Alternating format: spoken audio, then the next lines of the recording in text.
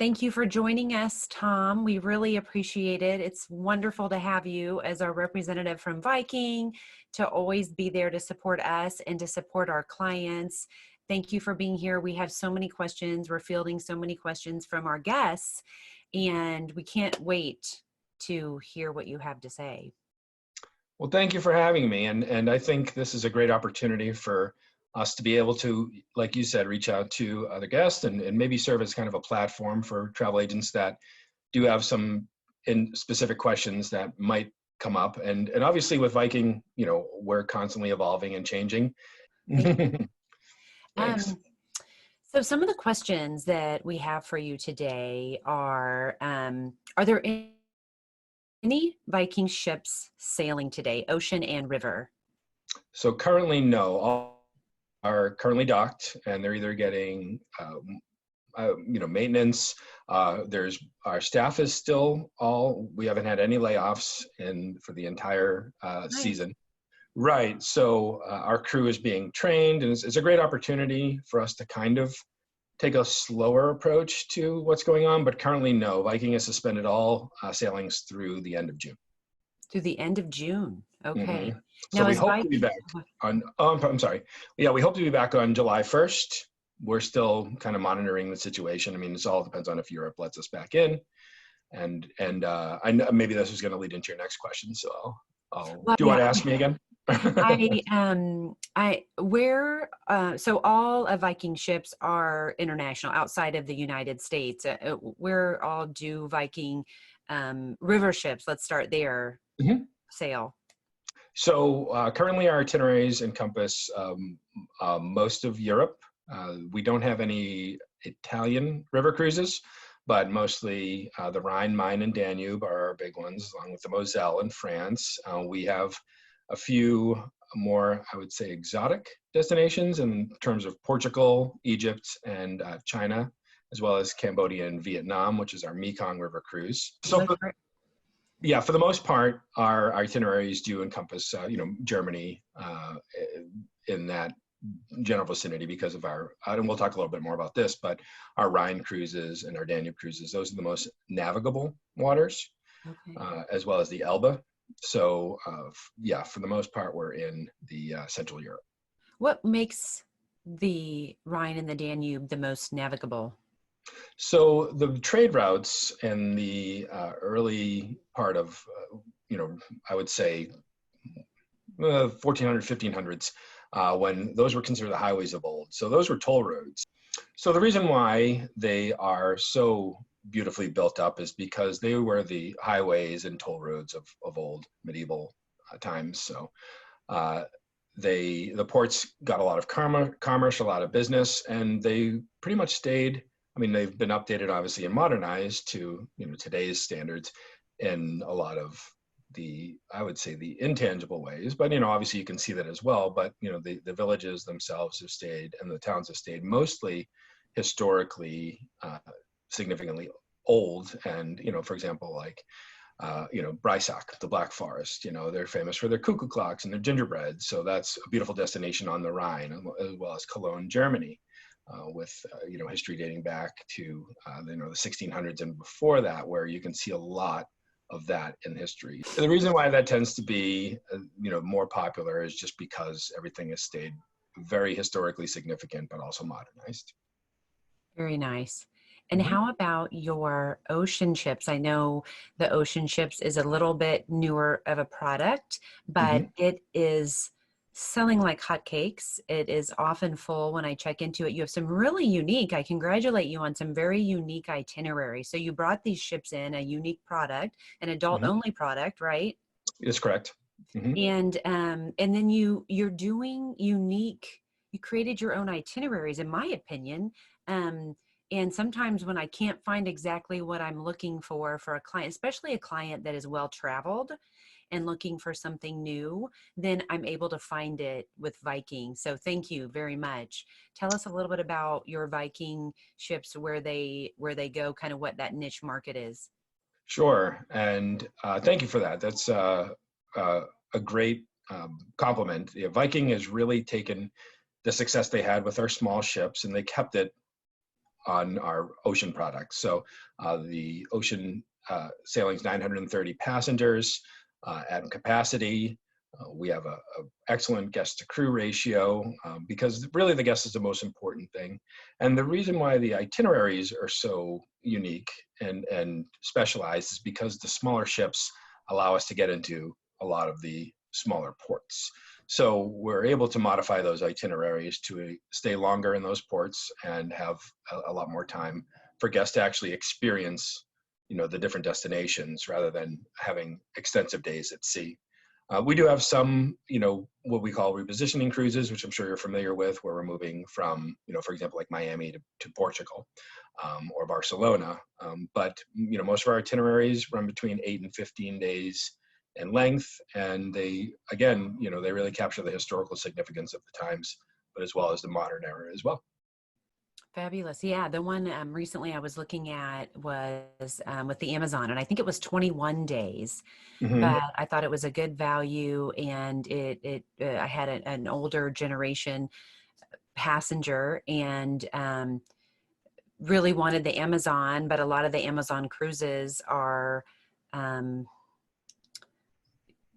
of more soft adventure, and I think maybe geared toward a more active person. And so this was perfect because she could be as active as she wanted, or she's fine with staying on the ship. So worked, but And she that's great. still got her to the Amazon. Yeah, and that's, you raise a good point with the Amazon too, because the Amazon is it's a big river, but big cruise ships can't navigate it. The Viking ships are small and they're designed to be able to get through those passages, so it makes it a much more accessible destination for some leisurely guests. Viking is always focused on the historical and cultural and artistic significance of the regions we visit. So yeah, it is nice to be able to get on some of the less navigable passages, or we also stay very close to land because we don't have to worry about being in too shallow of waters. I mean, obviously that's always a concern, but that's why we focus on those destinations as well, because you can see more. And one thing that we didn't touch on, because you're right, most of our destinations are international. Viking did just add the Mississippi. So we will be sailing the Mississippi in 2022. Yeah. Very good. Yeah. Very good. We're very excited about that. We've been talking about it for so long, and in a lot of ways, I was always wondering, well, is this ever going to happen? Well, Viking, and we made this announcement in the middle of what we're going through right now, that we are going to continue to expand, and we've just added the Mississippi as an itinerary. We've added the Galapagos as an itinerary. We're doing the Great Lakes region, so that'll also keep us domestic with some visits in Canada, of course. And then the Arctic and Antarctic expedition sailings, which will also start in 2022. Oh, fabulous. And again, yes, you're able to do that because of the size of your ship. That's you should see the Great Lake itinerary. Great Lakes itinerary is amazing because you still have to navigate locks just like on the European rivers, but the expedition ships, the ones that are going to the Antarctic and Arctic, are also going to be the ones that are going to navigate the Great Lakes region. And they're just once I send you the picture, it's amazing to me. They just fit within the locks, so there's the ships and the idea behind the designs of the ships were for accessibility, especially, in the Arctic and Antarctic region, because, you got to think we're going to uncharted, for the most part, territories, like in Antarctica, where there's no population there. There's just science and research. But we're able to get in really close. lovely. Lovely. And when did you say the Mississippi is going to start, the sailings? That will be in the summer of 2022. I thought you said 22. Okay. Summer of Mm-hmm. 22. Great. Good to know. But the thing is about those sailings, between you and I, they book up a year in advance. So Right. Are you taking bookings yet on those? Yeah, we just opened it up at the early part of April, and there's there's 3 different itineraries, but 2 that encompass 8 days, and 1 that encompasses 15 days, and one of the 15 days is already sold out. So Wow. yeah, So jump on those. a lot of guests have been waiting for the Mississippi for a while, and it's not a paddle boat. Again, I'll send you some more information about the ship itself. So you can kind of, if you want to post it on your website as well. But yeah, really what we want to do is again, take all the comforts and luxury of the European product that we have in our longships and translate it to our domestic product. Terrific. We'll look forward to it. Yeah. Thank you. So I'm hearing guests saying things, during this COVID-19, things are going to be cheap once the ban is lifted because they're going to need business. Are you getting that vibe? It's hard to kind of quantify how what's going to happen once we're back sailing again. I'm excited, and I'm excited for our travel agent partners that stay the course, because everyone's going to want to get out once we're able to travel, myself included. Right. I want to go on my trip. So the pricing has stayed relatively uniform to current pricing, with a little bit. For example, like I would say I was working on a Danube cruise, and it looks like there's maybe a $200 price difference, a little bit more for 2021 than in the 2020 sailings. But as far as the incentives, and we'll talk a little bit more about the current incentive as well as additional booking incentives, there's always opportunity to save your client more money. And as part of our relationship, I'll obviously send you all that information so clients can feel comfortable booking Viking. Yeah, I feel like you do a really good job of incentivizing guests to book and book well in advance, which is why your sailings sell out so far in advance. Some say that airfares are going to be cheap in order to get customers. Others say that there'll be limited flight schedules and more demand that will drive up pricing. What's your take on that? Yeah, I think that's probably going to be fluid as we see what's going on. Viking has contracted rates with all of the airlines, so typically our airfare is a little less expensive than a privately booked rate, or right around the same price as you would if you were to book it individually.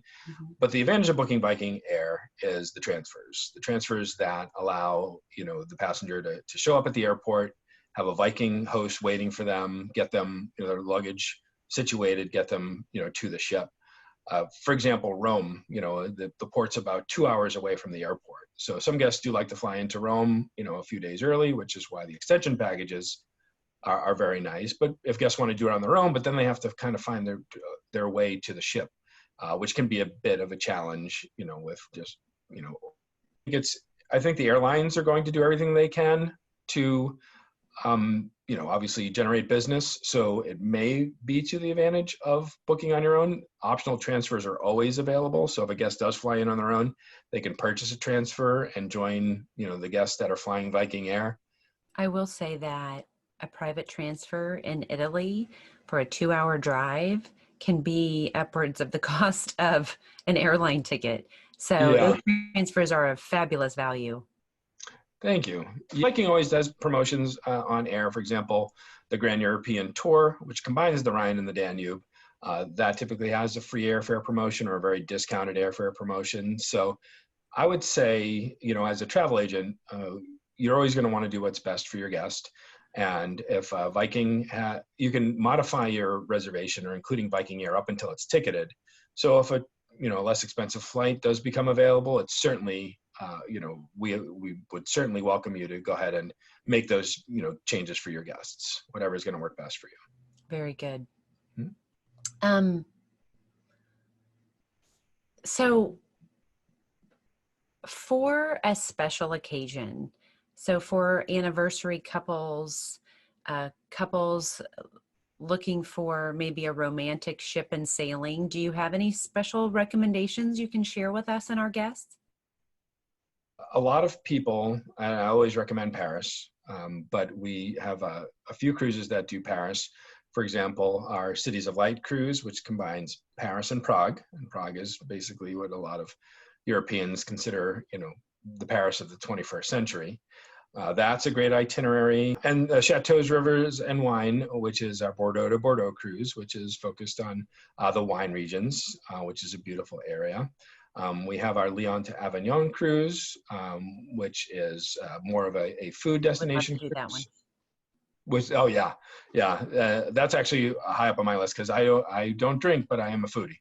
So so that's high up on there too. But yeah, I think any destination that involves Paris We do have the romantic Danube itinerary, which visits Vienna, which is a beautiful location, as well as Passau, Germany, and Nuremberg on the Danube cruises. There's the Danube Waltz and the romantic Danube. So yeah, I would say for any guest that's looking to kind of celebrate a special occasion with a romantic destination, a honeymoon, or a anniversary cruise, really any of the Central European cruises would be great.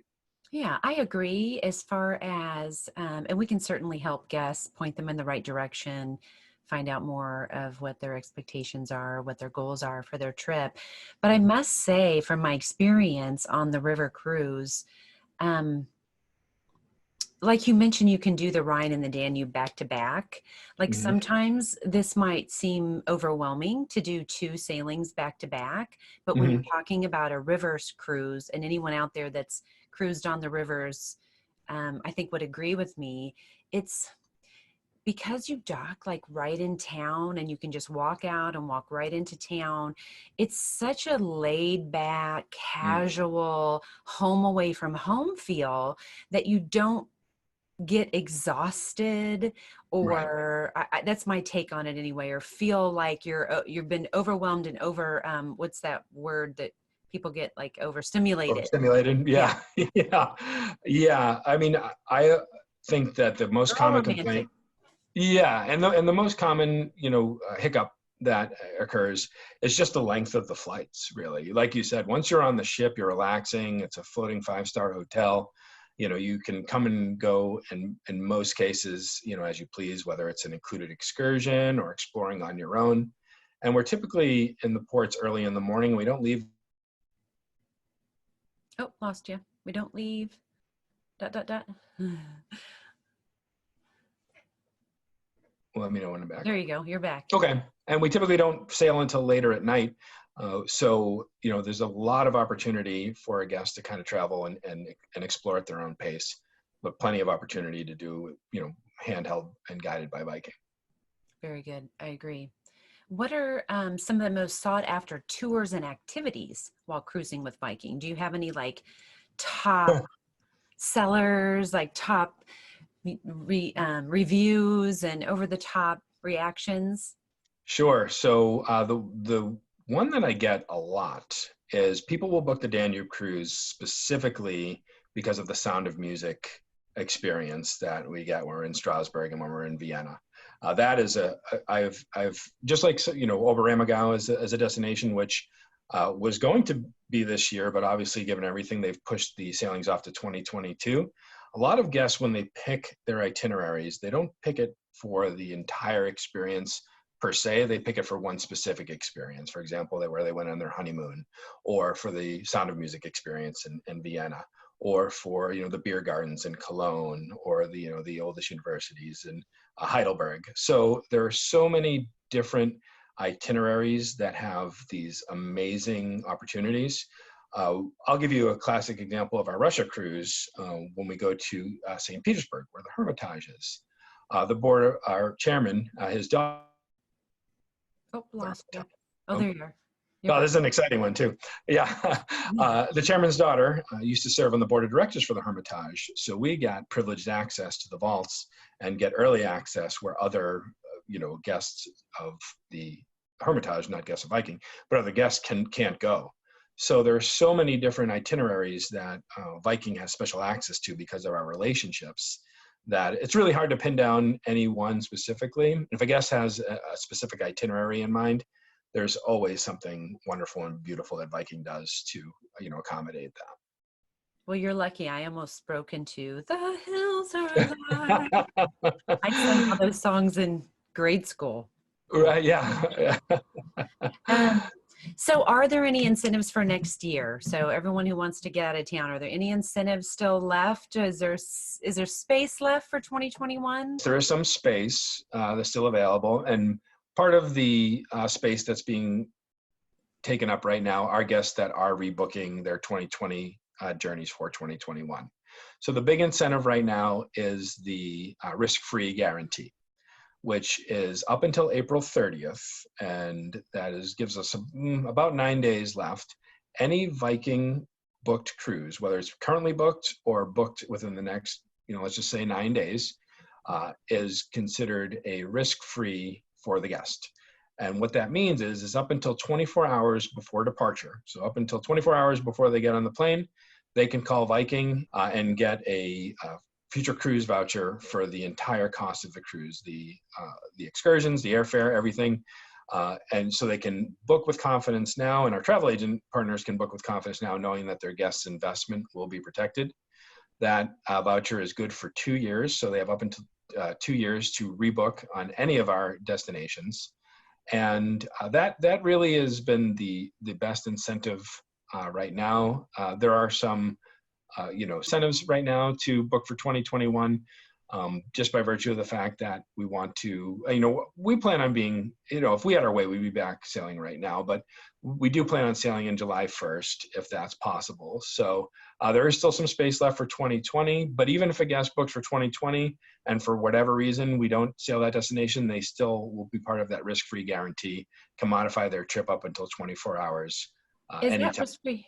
Is that risk-free guarantee? Pardon me, I didn't mean to interrupt you. Oh, you're fine. Is that risk-free guarantee 2 years from the date they book, I presume, or the date of the sailing? It will be 2 years of the cancellation. So if they The book a cancellation trip, date. Okay. yeah. So if they book for July of 2021 and they call us, let's just say July 1st, and they call us on June 30th to cancel their trip, they don't, and it's for any reason. It doesn't have to be, related to what's currently going on. They just don't want to take that trip, or something comes up, or they miss their nephew's wedding. They can, call us on June 30th. They'll reissue the voucher. That'll be good for 2 years from the date of the modification. That's very nice, because sometimes that is the thing. And it's nice to know.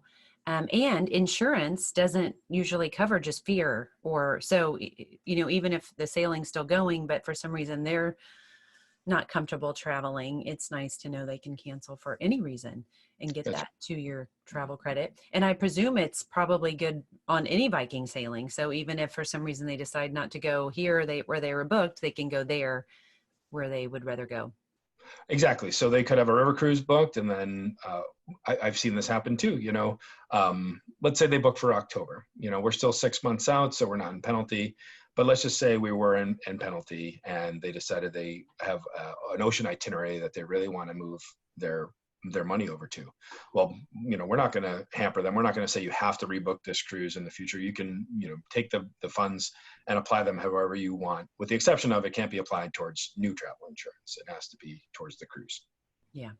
Mm-hmm. And actually in that case too, even if they decided they didn't want to travel internationally, we're about that time where your 2022 Mississippi cruises are going to sail, so they could just rebook and stay domestic if necessary. Whatever's going to be the most, comfortable for our guests. Yeah. We really wanted to be flexible with this one. I'll be honest, I've never seen anything like this before, where Viking has, created this incentive. We were the first one to kind of come out with it. And I'm really proud of our company for doing it, because it does allow a lot of flexibility for our guests, but it also gives our travel agents, our partners, an opportunity to really explore those destinations with their guests and know that their investment is protected. Yes. Well, we love Viking, and we appreciate all that you do for us and for our guests. Our guests come back and again for Viking sailings. So again, we love Viking, and we do appreciate that risk-free opportunity for our clients and for us, so that we can continue to plan travel for all of our guests that are looking forward to traveling and still dreaming and trying to fulfill that bucket list and have the time to plan. And so, and there are some good airfares and things like that going on as far as that we're seeing, both domestic and international. So to be able to take advantage of that and book now is kind of nice, but know that if something happens and that flight doesn't operate, that they can always reschedule. To piggyback off that one as well, what Viking does allow you to do is they allow you to make modifications to the existing journey as well.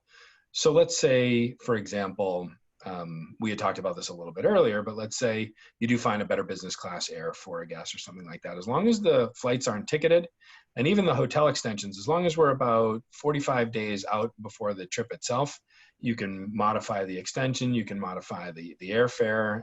With that is without penalty.